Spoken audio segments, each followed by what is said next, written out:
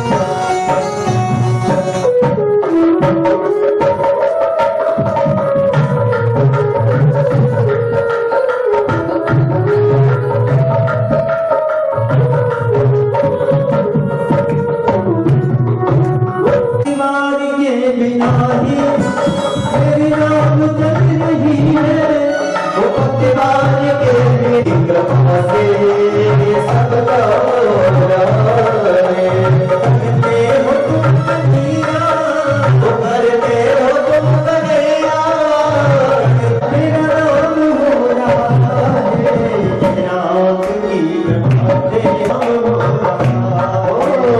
कृपा से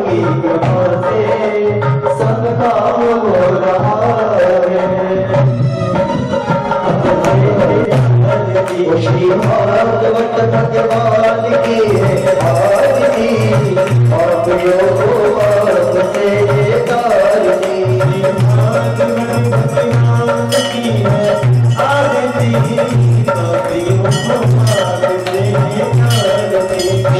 भागवत भगवान की आरती आप योग से गारती,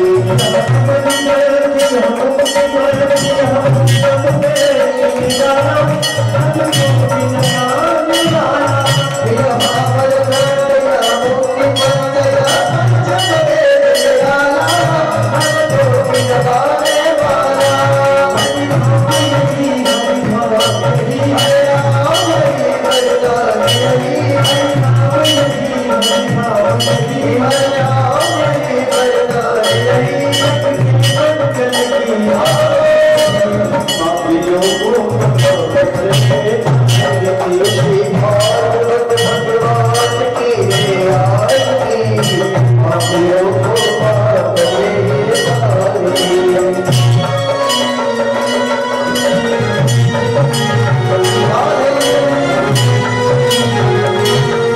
गारती।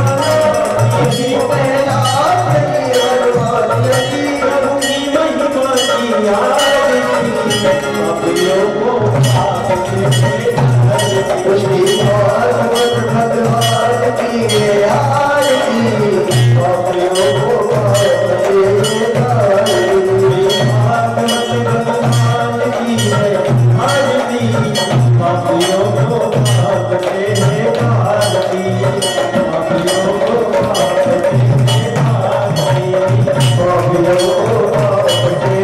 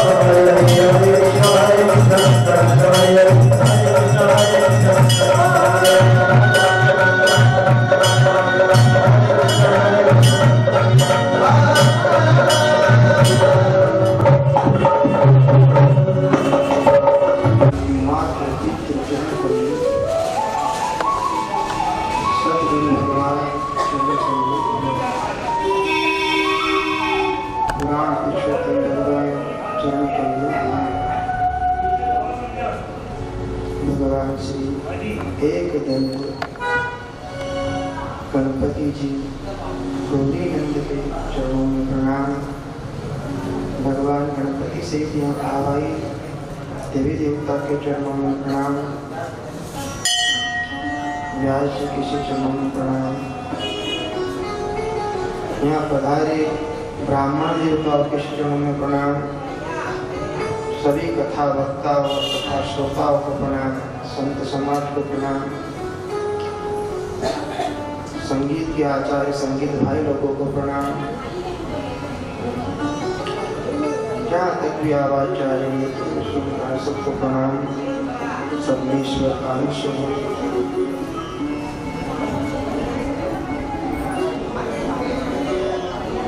भगवान श्री मन नारायण के चरणों का सिरोधार्य करते हुए उन्हीं के श्री चरणों से पावन पुनीत सप्तम दिवसीय श्री कथा को भगवान के श्री चरणों में मस्तक को रख के मन वचन वाणी को भगवान के चरणों में समर्पित करते हुए भगवान से आह्वान करते कि भगवान आपको पधारो, गादी संभालो, आपकी कथा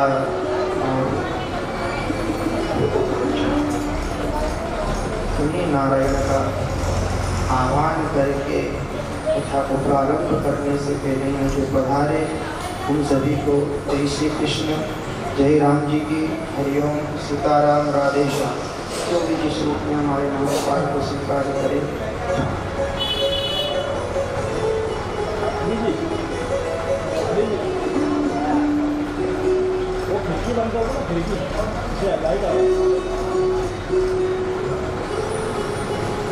ओम भगवते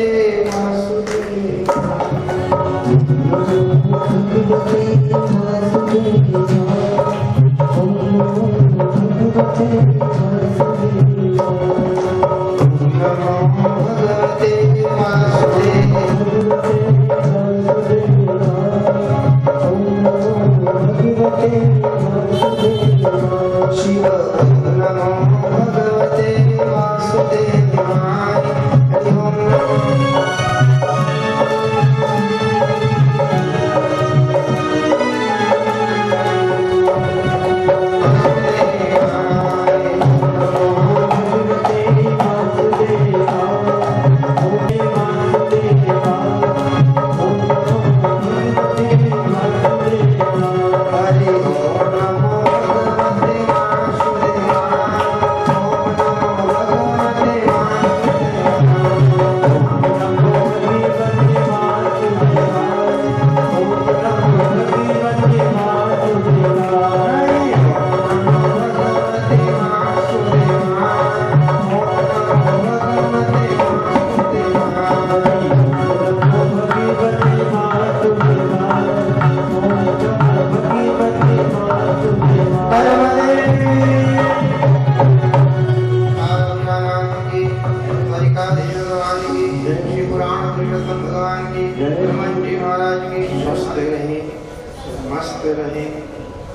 और अच्छे कामों में सब व्यस्त रहे। सर्वे भवन्तु सुखिनः, सर्वे सन्तु निरामयाः। सबके लिए अच्छी कामना मन में लेकर और उस संकल्प से किसी का अहित न हो, सात्विक प्रवृत्ति का हो, सबके लिए अच्छा हो, बस वो काम बिल्कुल अच्छा होता है, वो पूर्ण होता है। श्रीमद् भागवत कथा की पूर्णाहुति दिवस, एक मंगल काम भगवान आपके चरणों में समर्पित आप पूरा करना। कोई भी काम करो, घर में छोटा हो या बड़ा, तो भगवान का नाम लेकर के श्री गणेश करो, और उस काम से किसी का अहित नहीं होना चाहिए,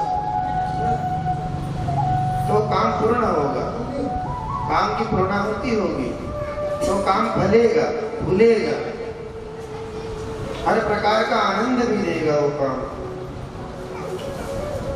सुख देगा, समृद्धि देगा, लक्ष्मी देगा, अन्नपूर्णा देगा, और भगवान की भी कृपा दृष्टि हर समय बरसती रहेगी। काम ऐसा होना चाहिए धर्मप्रद, सात्विक, अच्छा, किसी का बैर लेकर के, किसी का अहित लेकर के मत करो।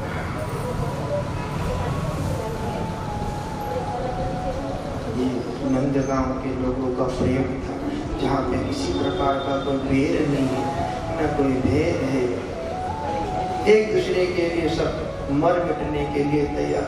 ऐसा नंदगांव, ऐसा गोकुल गांव, जहाँ सब प्रकार की आनंद है। ऐसे आनंद रूपी गांव में ये परमानंद आया है। यहाँ किसी में किसी प्रकार का कोई छल नहीं है कि कोई एक दूसरे की टांग खींचे या किसी के काम में रोड़े अटका। यहाँ सब लोग एक दूसरे का सहयोग करते हैं, परोपकार की भावना है, बिना किसी स्वार्थ से। उसका नाम है प्रेम। उसी प्रेम के वश में भगवान और उनके लिए भगवान आया। ऐसा गहराई में जाके समझना कि बहुत भावप्रद तत्व आया है। राम जी लंका जीत कर आए तो सभा लगी है, सबका ध्यान पोथी की ओर रहा।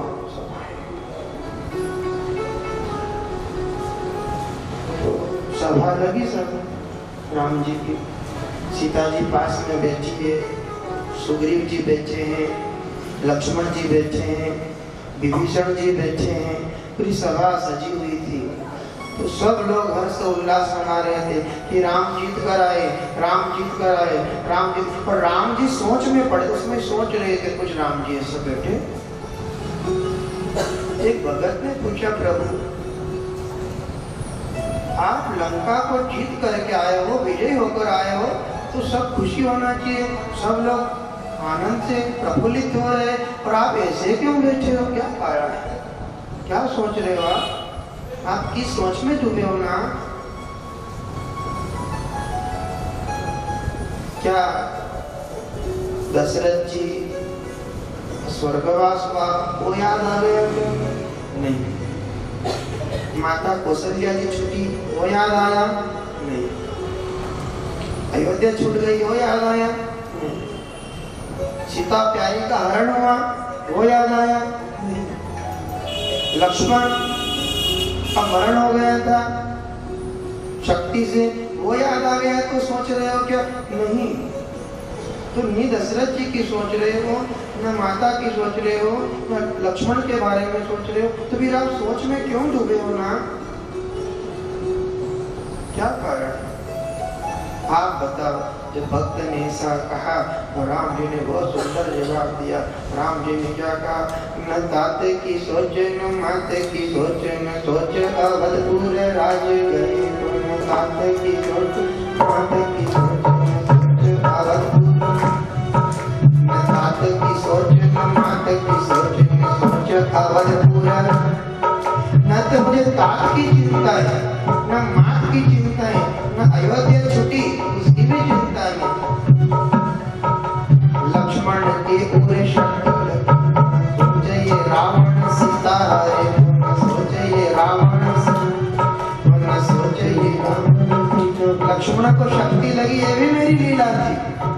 सीता का हरण हुआ, ये भी मेरी एक लीला का भाग था, उसके बारे में भी नहीं सोच रहा हूँ।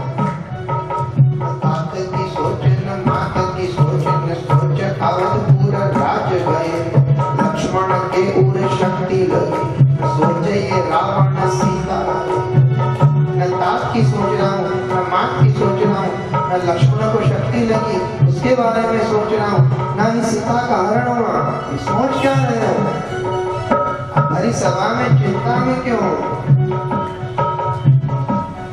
बारंबार ये सोचे रघुवीर, बारंबार ये सोचे रघुवीर, बारंबार ये सोचे रघुवीर, मुझे सोचे जटायु के पंख कटे, मुझे सोचे जटायु के, मुझे सोचे जटायु के। न तात की सोच न मात की सोच न सोच अवधपुर राज गए को,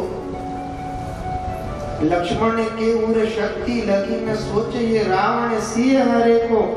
बारंबार ये सोचे रघुवीर, मुझे सोच जटायु के पंख कटे को, कि मेरे लिए एक पक्षी ने अपने पंख कटवा दिए।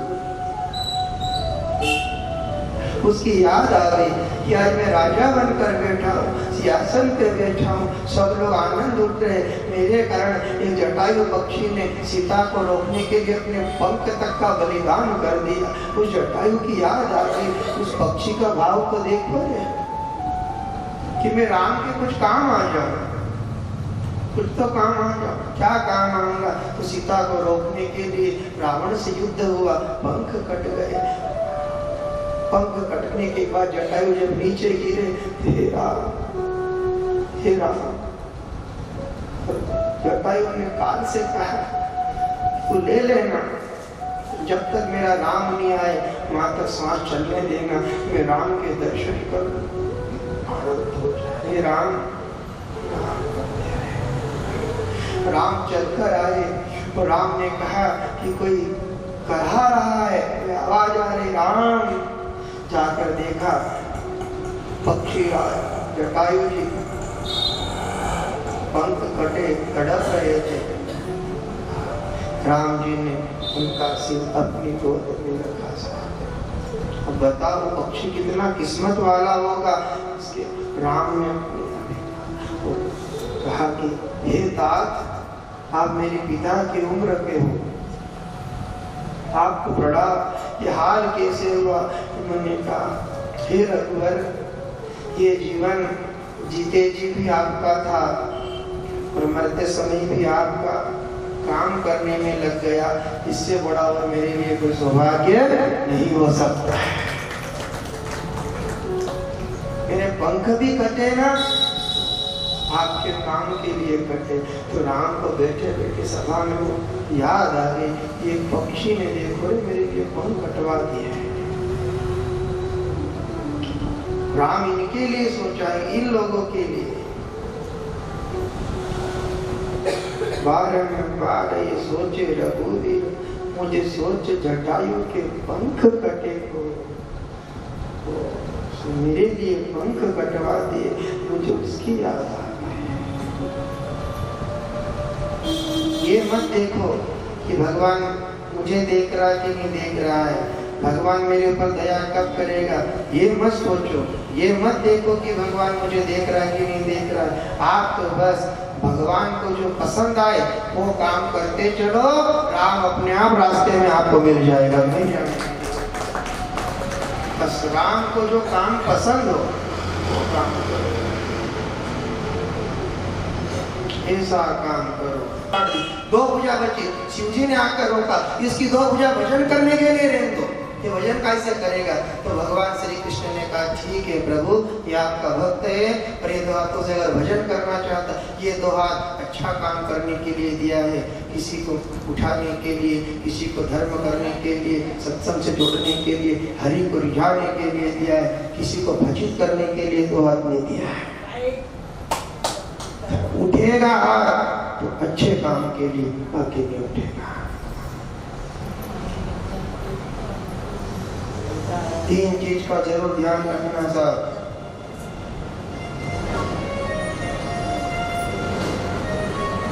काया, माया और छाया,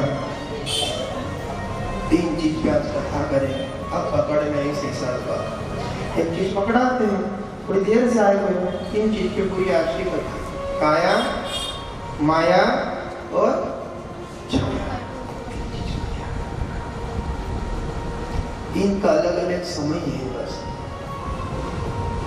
जब तक माया अपने पास है तो इस माया को मोहन में लगा दो। जब तक भगवान की छाया सर पे है भगवान से प्रेम कर लो, और जब तक काया में दम है तब तक नारायण को भज लो। ये तीन चीज का एक समय निर्धारित है, साहब, सदैव के लिए नहीं रहती है। काया, माया और सब तक यही आवाज, पीछे बाहर वाला आए वही जो भरी के बैठा हुआ भी यही आवाज, काया, माया और छाया। तीन चीज याद रखना, अंधेरे में छाया, अंधेरे में छाया, बुढ़ापे में काया, और मरने के समय माया साथ छोड़ देती है, साथ नहीं देती आपको। अंधेरे में छाया, छाया का कोई मतलब नहीं अंधेरे में, अंधेरे में छाया का कोई, अंधेरे में छाया, बुढ़ापे में काया, और मरते समय माया साथ छोड़ देती है, जहाँ की जहाँ छोड़ जाए। साथ आए ठाकुर, ठाकुर एक भरोसे,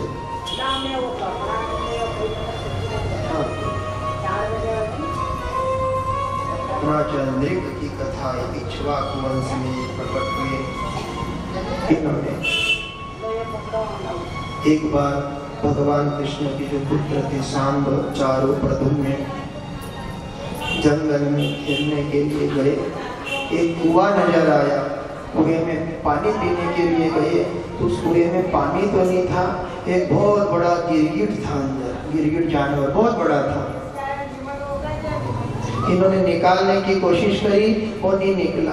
कृष्ण जी को जाकर कहा, भगवान द्वारकाधीश आए, कुएं में हाथ डाला, उस गिरगिट को अपने हाथों से स्पर्श किया, उसके सब बंधन कट गए और गिरगिट योनि छूट गई और एक राजा के रूप में प्रकट हो गया है। भगवान कृष्ण ने कहा, आप कौन हो? आप इस योनि में कैसे आए? उन्होंने कहा, मैं इक्ष्वाकु का पुत्र राजा नृप, मैंने जितने आकाश में तारे हैं इतनी तो गाय दान कर दी, इतना अन्न दान कर दिया, खूब दान किया मैंने, फिर ऐसी योनि क्यों मिली? एक बार एक ब्राह्मण को गाय दान करी, गलती से ब्राह्मण के घर से गाय छूटकर वापिस मेरे घर के अंदर टोले में आ गई। मेरे यहाँ बहुत सारी गाय थी, मैं पहचान न सका और वही गाय दूसरे ब्राह्मण को भी दान कर दी। एक ब्राह्मण को गाय दान करी, उस ब्राह्मण के घर से छूट के वापिस राजा के टोले में आ गई और राजा ने अगले दिन वही गाय दूसरे को दान कर दी। और दूसरा पंडित पहले पंडित की गली में निकला, पहले वाले पंडित ने पहचान लिया कि ना मोरा वाली गाय तुम्हारी है, तुम ले यही हो। उन्होंने क्या हमारे राजा ने दान करी? कि नहीं यार, पहले हमारे दान करी थी। तो झगड़ने लग गए ब्राह्मण ब्राह्मण। चल राजा के पास चले। उन्होंने राजा के पास जाकर कहा, महाराज ऐसा क्यों किया? राजा ने कहा कि गलती से ये गाय मेरे टोड़े में आ गई और मैंने डबल से दान कर दी। ब्राह्मणों, आप झगड़े मत करो, एक ब्राह्मण ये गाय रख लो और जो गाय नहीं रखेगा उसको मैं 1000 गाय दूसरी दे दूंगा, तो लड़ो मत। ब्राह्मण अगर लड़ते तो मेरा पुण्य क्षय हो जाएगा। ब्राह्मण की चरण रज भी गिर जाए, सब ब्राह्मण देवता को प्रणाम करते, साहब तो चरण रज का विशेष भी महत्व है, आप विशेष महत्व। ब्राह्मण के दर्शन भी लाभकारी, गो और ब्राह्मण बराबर माने गए हैं, इसीलिए तो ब्राह्मण को गाय का भी गाय, ब्राह्मण कहिए गो और ब्राह्मण। गो ब्राह्मण बोलते नहीं, गो ब्राह्मण ये बोलते शब्द। गो एक कैसे देखो, गाय बोलती है कैसे बोलती है? गाय बोलती है। वो ब्राह्मण मंत्र बोलता है तो हयम दोनों एक ही शब्द प्रकट करते। गाय जब बोलती है तो ओम, और ब्राह्मण कोई सा भी मंत्र बोलता है उसके पहले क्या लगाता है? हयम। वो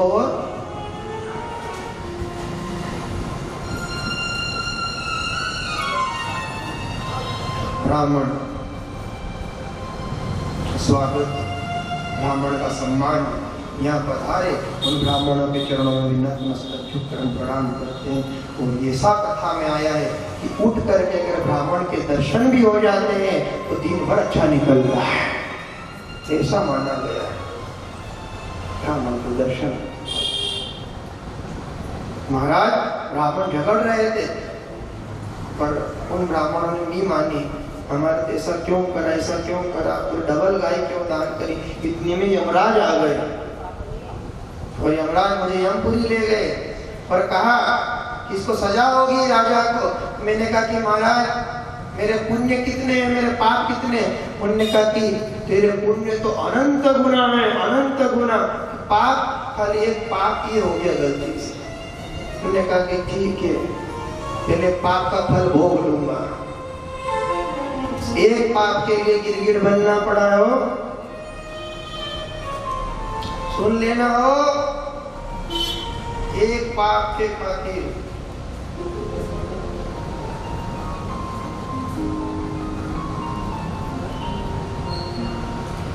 एक पाप भी हो भी जाए, गलती से कभी हो जाए, उसका प्रायश्चित कर लेना। शिव नाम सतम जपेत बार, शिव जी के नाम 100 बार जप लेने से अनजाने में जो पाप होते हैं उन दोष से मुक्ति मिल जाती है। शिव नाम सतम जपेत बार 100 बार शिव जी के नाम का जप कर लो। गलती से अगर कोई पाप हुआ हो, किसी को अशब्द बोल दिया हो या कोई का अपमान कर दिया हो, तो 100 बार शिव नाम सतम जपेत बार, शिव जी के नाम 100 बार जप लो तो पाप से निवृत्ति उस समय हो जाती है। गलती से महाराज एक पाप से मुझे यमपुरी में जाना पड़ा, गिरगिट बनना पड़ा और आपके स्पर्श से आज मुझे वापिस दिव्य शरीर प्राप्त हो गया है। भगवान की ऐसी महिमा देखो। एक पाप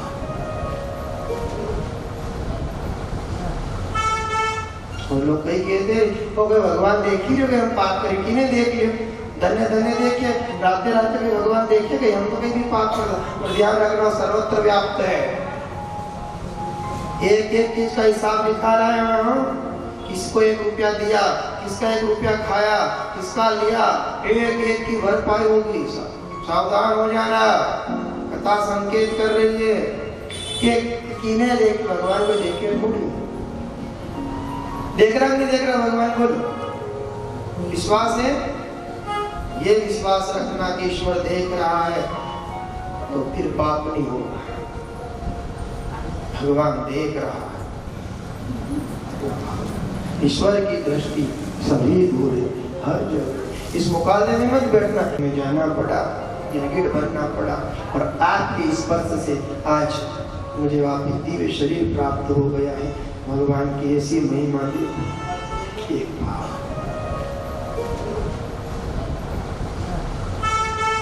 और लोग कई कहते हो गए भगवान देख ही रहे, हम पाप करें कि नहीं देख लियो, धन्य धन्य देखे राते राते भी भगवान देखे गए, हम तो कहीं भी पाप कर रहे। और ध्यान रखना सर्वत्र व्याप्त है, एक एक चीज का हिसाब लिखा रहा है वहाँ। किसको 1 रुपया दिया, किसका 1 रुपया खाया, किसका लिया, एक एक की भरपाई होगी।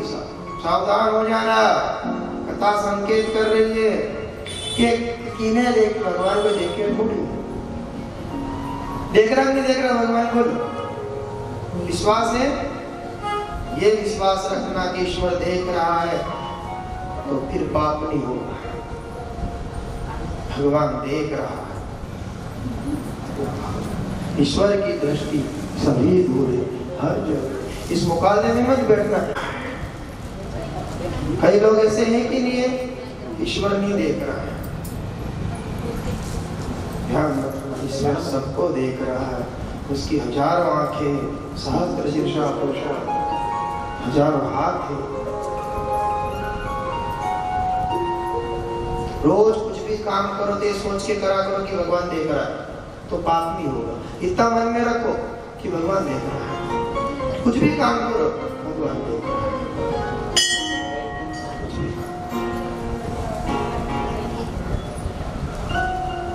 तो अपने से त्रुटि नहीं होगी, गलती नहीं।